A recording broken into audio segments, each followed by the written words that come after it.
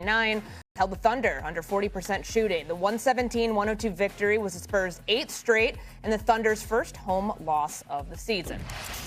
All right, so the Thunder are 0-3 against the Spurs, 26-2 against everyone else. That's the first time that a team has had 3 of its first 5 losses in a season coming against a single opponent since the 1966-67 season. None of us were alive. That was when there were only 10 teams in the league. Here's SGA and Jalen Williams on the loss.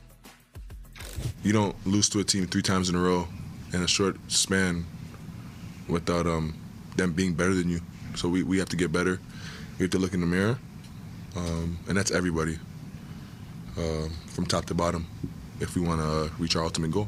Talk about what it is that San Antonio does so well that, kind of takes you guys out of your game. There's this guy on their team that's 7'5" and takes up a lot of space on the court. They showed a lot of cleavage in that post-game interview, didn't they? A lot of the open sweaters. Yeah.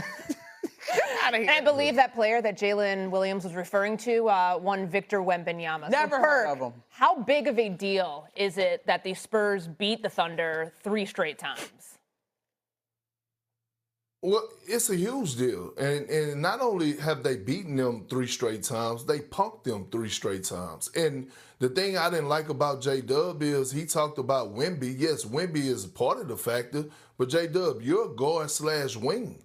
You've been getting that work as well from the others from the San Antonio Spurs. I mean, De'Aaron Fox, who was checking him last night? He had 29 points. Stephon Castle has been having it his way all 3 games, doing whatever he needs to do, whether that's getting buckets, dropping dimes, offensive rebounds. Hell, Kelvin Johnson 2 games ago had 25 points off the bench. And I'm so sick and tired of seeing those one-on-one possessions where Chet Holmgren is getting bodied by Harrison Barnes at the basket, tomato chest. And it's more so of just the Spurs are being very disrespectful when it comes down to the Thunder. Very disrespectful, because not only are they kicking their ass on the floor, but they're letting them hear about it. The passion, the noise talking, the whatever that was Victor did after the game in San Antonio. They are talking, letting you know, in that hard foul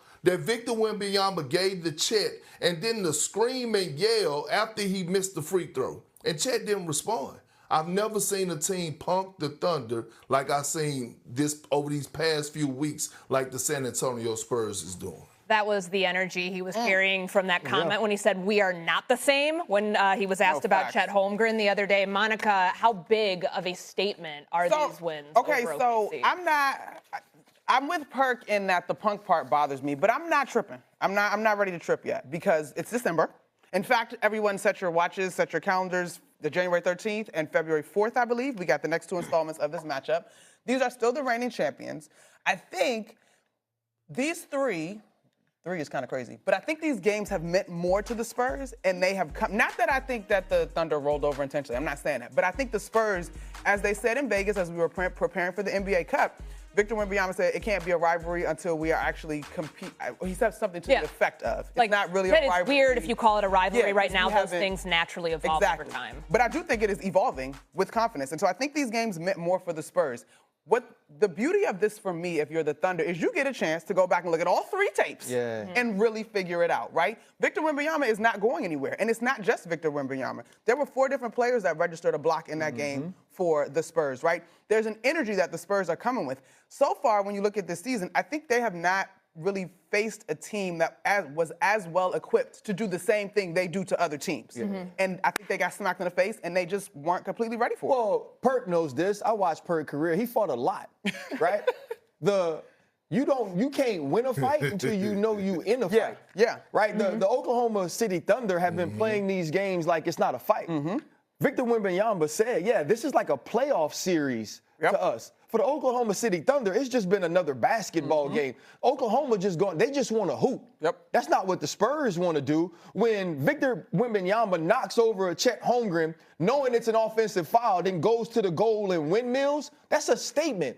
That's a statement that we ain't tripping on this foul. Yep. I'm not tripping about being too physical. I'm still going to windmill this, and the whole crowd going to get hyped. When he stole the Minnesota Vikings skull chant to now do in I don't know. I think he stole that. He did that, and he unveiled it in a certain game at a certain time for a certain reason. And so now what has to happen for the Oklahoma City Thunder, if they have to realize when they go watch this, it's not about just the X's and O's or schematically what sets we're in.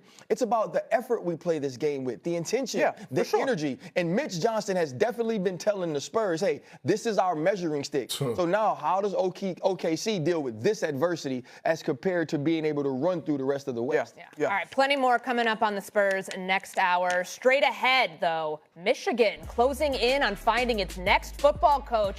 Is it Utah's Kyle Whittingham, the right guy to right the ship for the Wolverines? Plus, 1 year after playing in the NFC Championship game, the Lions were officially eliminated from the postseason.